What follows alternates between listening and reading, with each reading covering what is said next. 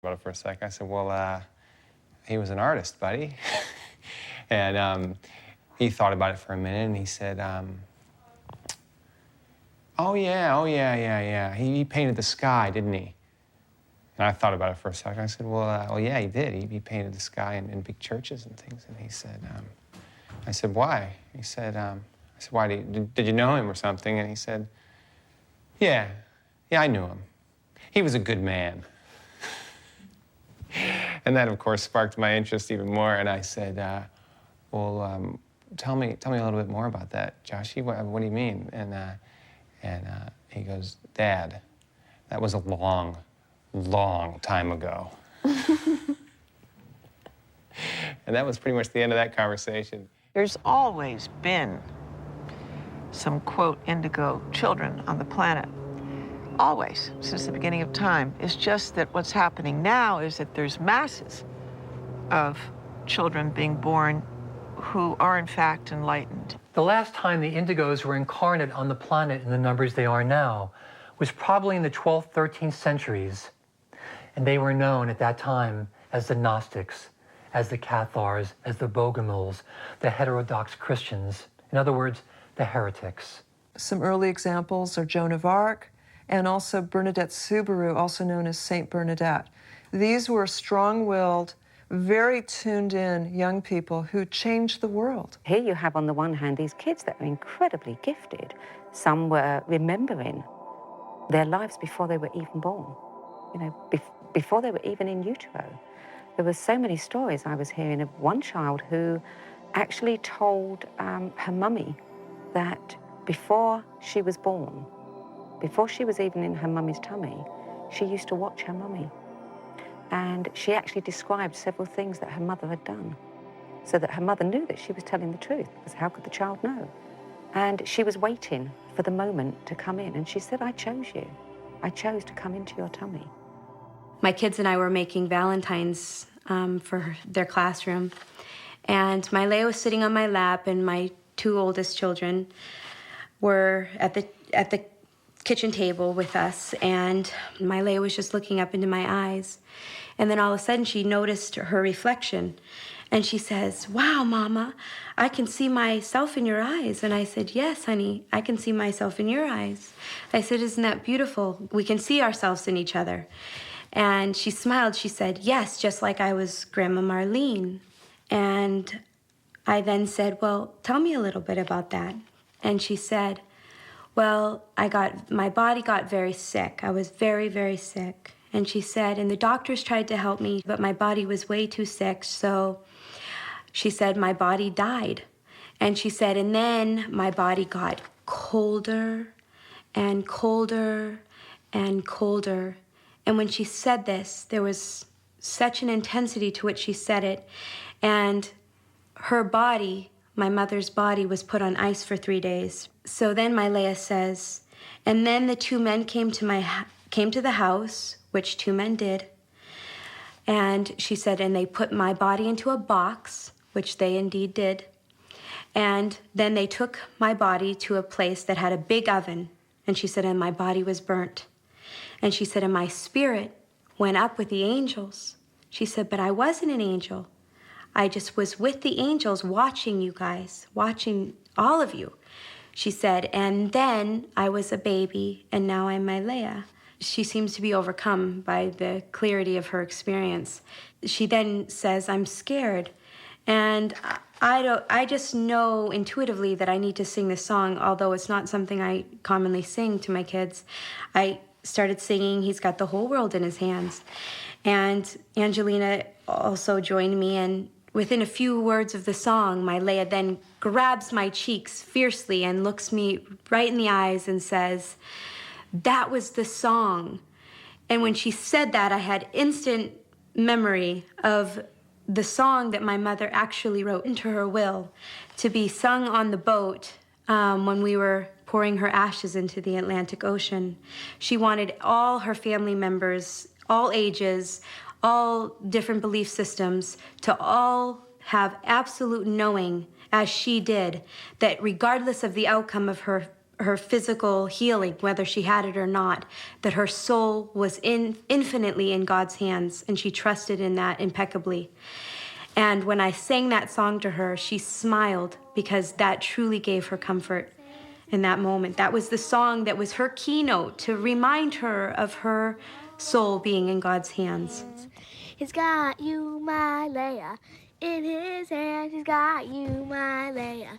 In his hand, he's got you, my Leia. In his hands, he's got the whole world in his hands. There are some indigos who are streaming into the planet to bring the sword, of will, the sword of power, to cut through the old paradigm and slice through the illusion. There are some who are bringing in the gentle compassion.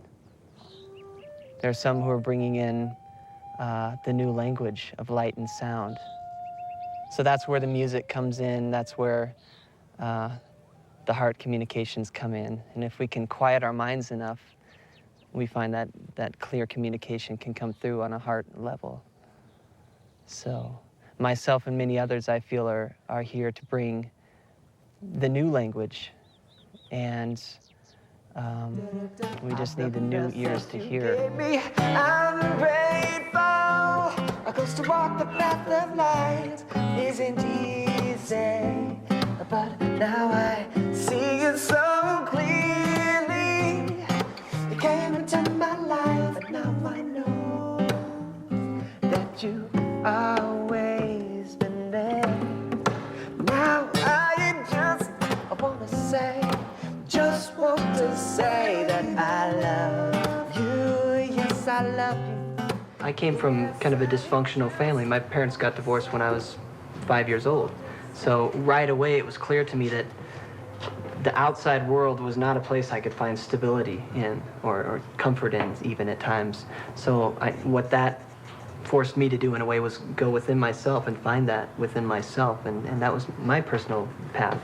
We just need to be able to hold a space when these kids are telling us, oh, I'm seeing angels at night, or I'm seeing this, or this is happening. And my parents told me, oh, that's just a dream, your imagination's running wild, and I get all those things to be batted down, and instead of being supported. So in a way, I shut down in a way from being able to express that. I pour my energy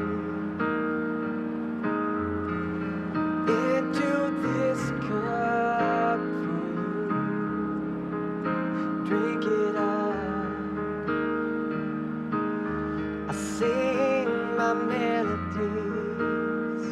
In fact, I just like to ask, has everyone here heard of indigo children and have an idea in your own minds of what that means, basically? Yeah, I read a little bit about it, and what I observed in my own little one is being very sensitive, more than normal. Children are sensitive, but there's an extra edge to it.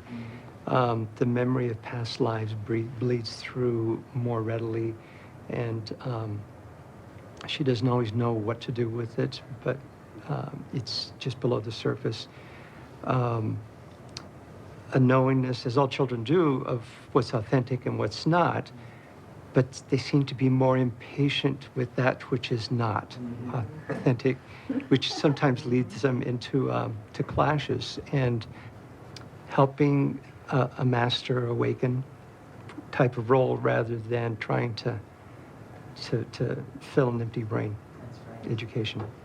We have to have receptivity for it first. We have to have a receiver, like a radio, like a crystal receiver inside of ourselves. And that comes with doing the work and clearing out the darkness and the old patterns of doubt, and fear and all the patterns that we've been installed with. Once we get our receiver uncovered, though, we can tune that dial in to the indigo vibration. And it's a very incredible process, and to see this happening all over the planet, in these little pockets, but more and more it's becoming a web. We are the ones we've been waiting for. We're everything that you need. It's time to walk through a golden door. Inside your heart is the key. Why are indigos here? Indigos are here to bridge heaven and earth. Indigo children have access to human experience at a larger level, at a greater depth than most people do. They access the data in a different way, the incoming data of life. And they access data that some people don't have access to at all. And so sometimes indigo children are mistaken or misunderstood to be children with attention deficit disorder or children with some sort of deficit of some kind or another. And in fact, it isn't that they have a deficit, but they have a supplement. They have more, not less. If we have our indigo children mask their spiritual gifts with substances like Ritalin or fast food that's being sold on school campuses for lunch, then we are literally shackling these children. We're putting them into chemical straitjackets. When you're trying to put them in a curriculum in a school system where they have to learn a little bit about everything kind of in a spiral as they're growing, that doesn't work for them because they want to take a subject, grab onto it, sink their teeth in, and go until they've gotten to a point where they're finished with that subject. Then they come back and grab another one.